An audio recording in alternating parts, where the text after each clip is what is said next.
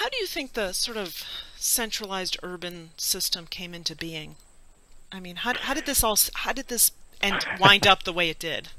Well, it's funny. It had several stages. If you go back and look, my background is I'm a theater historian, and so part of the things that I started to uncover was that there really was a very strong, really regional movement back in the 19th century in America with people who had, what were called circle stock, where you had a company and you served 5 or 6 different cities within, a couple hours drive of a central small town and that sort of thing. And then what happened is what happened all through the 1890s and into the early part of the 20th century, the monopolies started, and we ended up with what was called the theatrical syndicate, which was a group of people who, they were producers who owned a bunch of theaters all over the country. And what they did was they combined all of their theaters and then created a monopoly. So in order to perform in those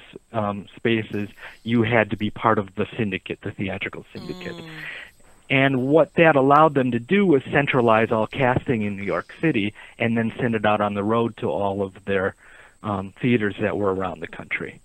So once that happened, instead of the old model where you might send out, say, a star to perform with a local stock company, Edwin Booth going out and doing Hamlet, he would perform with whatever the group was that, the local players were. Now you could send out an entire production from New York, and efficiently, the towns that the theatrical syndicate owned were on the, burgeoning railroad lines, and so it became a very efficient sort of process.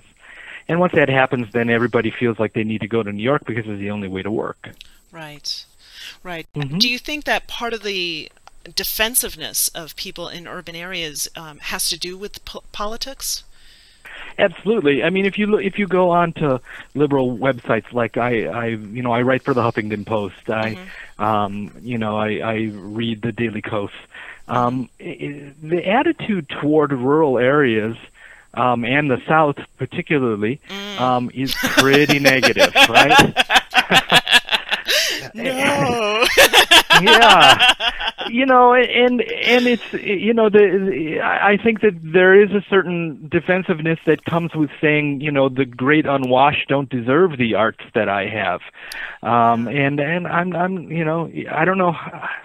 We sit there and we hear Rocco Landisman early on in his NEA thing say, demand is not going to increase, and so supply needs to decrease so that people can, make a living.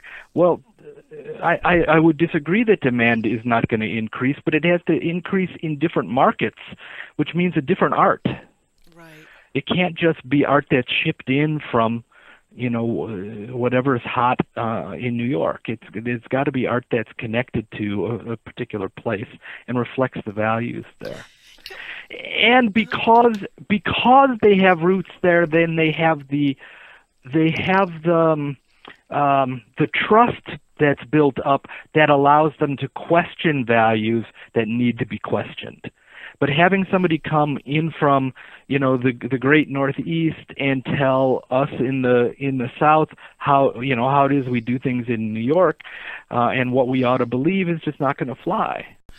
It's very strange. People will go off and they'll do some off Broadway show that runs for 6 nights in a 99-seat theater, and now they can go back home and say, I've worked in New York. Yes. And people sort of bow down in front of them. Yeah.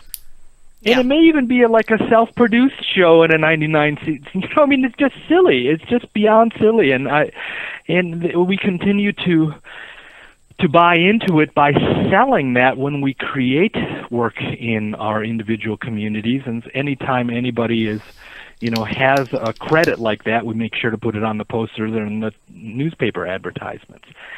We endorse it, and I think we have to stop doing that. Do you think that part of the reason people do, though, is because New York offers kind of a professionalism or New York or Chicago or L.A. offer a professionalism that perhaps, other places may not have? I mean, maybe that's how they get started? Yeah, I mean, you know, we've you know, the mythology is the Sinatra song. You know, if I can make it there, I can make it anywhere. The media is all there, and so there is this sort of magical sense that goes along with being, if you can be employed in a city that has, you know, 87% unemployment for the Actors Equity Union, then you must be good enough. You must be one of the top 13% of the actors in America. Right. Right. We sort of make that leap that your employment has something to do with your quality. And I think that what it does actually is it makes you a much better salesman, which is not necessarily the same thing as making you a better artist. What is the difference between what you're talking about and, say, community theater? Is there a difference? I don't know that there is much of a difference, and I have a feeling that some of those walls are starting to break down. You know, what I would say is that what happened to community theaters, which originally started out in the 1920s as the place where, you know, the little theater movement was the place where all the experimentation was happening. Right. Now most community theaters are just doing warmed over Broadway stuff. Right. And so, you know, I mean, I would say that if the community theater was going to change for the better, it would start to reflect its own area and use local artists. Well, but that said, you know, dang it, how is it that community theater that's down the street right now from me, Asheville Community Theater, which is doing, who knows, I don't know what they're doing right now, with actors who are not being paid, and they're doing this show, how is that different than being in a 99-seat theater in New York doing something where you're not being paid in some classic show? It's the same, isn't it? Isn't that community theater? Isn't all the theaters in Chicago that aren't paid community theater? How do we make that distinction?